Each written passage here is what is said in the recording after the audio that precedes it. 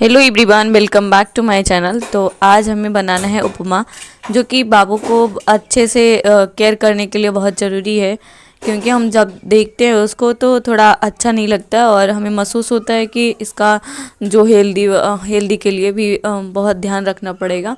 और वो डेली चावल या रोटी वगैरह खाता है, तो थोड़ा सा फ्रूट्स होते हैं तो वो खाता है। तो इसलिए हम सोचते हैं कुछ अलग देने के लिए। तो आज हम सोच रहे थे कि कोई डॉक्टर की सलाह से इसका मेन्यू चार्ट तैयार किया जाए और वो मेन्यू चार्ट के हिसाब से कभी कभी कुछ कुछ बना के दिया जाए।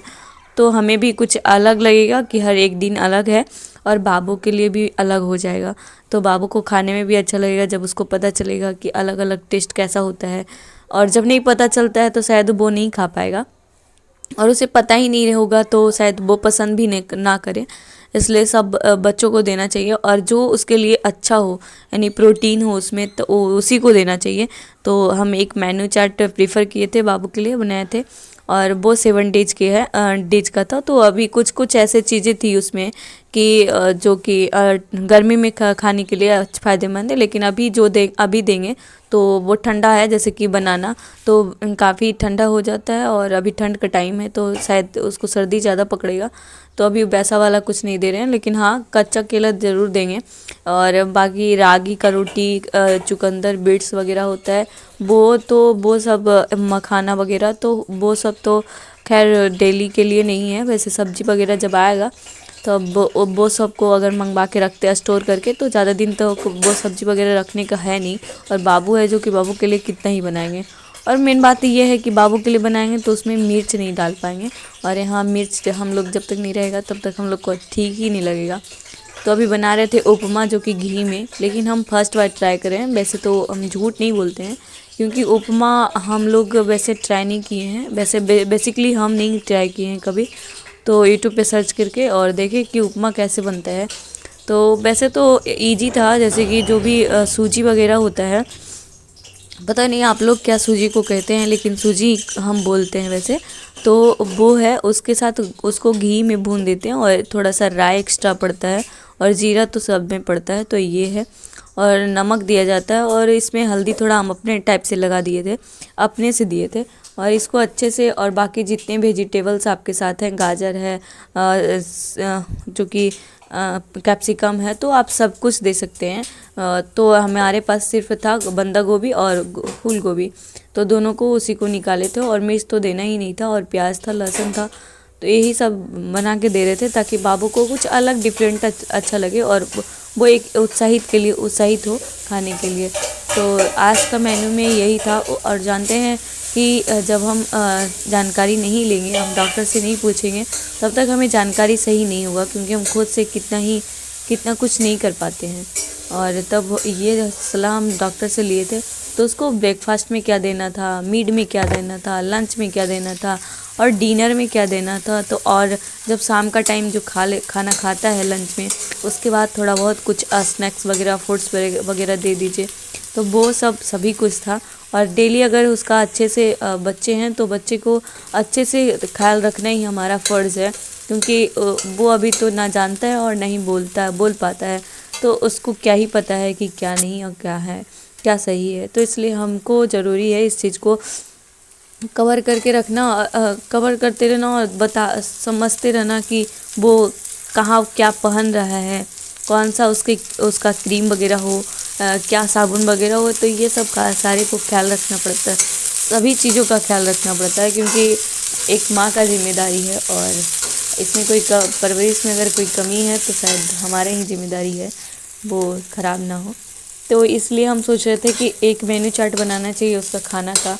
और वैसे भी घर वाले भी बोलते हैं कि हाँ उसका खाने के लिए कुछ अलग बनाना चाहिए, क्योंकि चावल और रोटी दोनों एक पौष्टिक आहार तो है। उसमें भी डॉक्टर साहब बहुत बार ऐसे किए हैं कि दाल चावल, मूंग का दाल हो गया, तो ये दाल चावल अच्छे से घी वगैरह लगा के आप दे सकती हैं।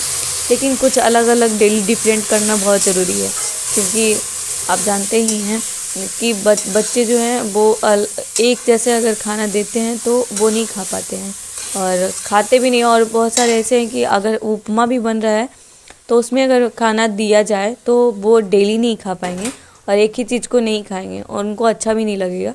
तो ये सब का ख्याल रखना ज़रूरी है। और ये हमारा जो है उपमा है वो बेसिकली बन के तैयार हो गया था, और इसमें लास्ट में पानी डालना होता है, क्योंकि पानी से जब उसमें पानी जाएगा तभी तो उसमें अच्छे से पक पाएगा। और ये हमें जो नमक के लिए बनाए थे, वैसे पता नहीं चीनी से बनता है कि नहीं, लेकिन हम नमक से ही बनाए थे। और वो जो हमारे बाबू है किसू, उसको अभी तक जो तीखा ज़्यादा पसंद है। वैसे घर में सभी लोग तीखा खाते हैं। वैसे आप लोग क्या प्रेफर करते हैं? हमारे घर में जितने भी मिठाइयाँ होती हैं वो बहुत बहुत कम यूज होता है, यानी खाया जाता है। और जहाँ तक देखिए चाट वगैरह गोलगप्पा है तो ये सब ज़्यादा चॉइस करता है शायद हम भी, और ये सब को पता नहीं है हमें। और जानते ही ऐसे भी बदनाम है हम लोग कि लड़कियां जो है गोलगप्पा ज़्यादा खाती हैं। वैसे शाम का टाइम हो गया था, तो वैसे तो हम सुबह में काम किए थे और बहुत सारा काम था, कपड़ा वगैरह धोना, तो वो सब काम करके कंप्लीट कर रहे थे ताकि अगले दिन और फ्री हो जाए।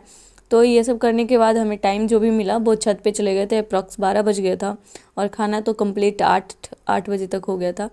और जानते हैं जब मोबाइल यूज करना बहुत बहुत कम यूज करना बहुत ज़रूरी है, क्योंकि जब मोबाइल नहीं यूज करते तो हमारा माइंड जो है वो एक अलग चीज़, एक सोचने की शक्ति रहता है कि हाँ सोच पाते हैं। वैसे मोबाइल चलाते हैं तो शायद सोच नहीं पाते हैं, इस चीज़ का भी ख्याल रखना पड़ता है।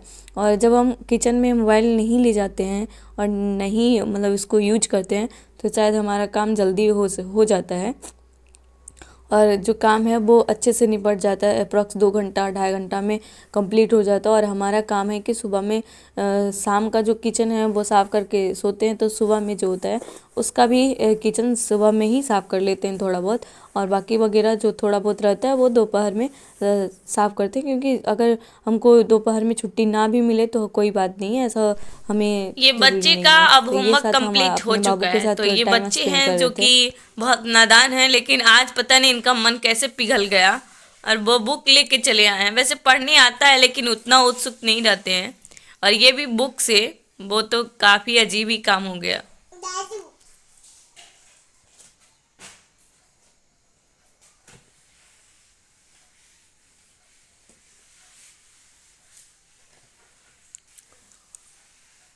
इधर दिखाओ क्या है बाबू,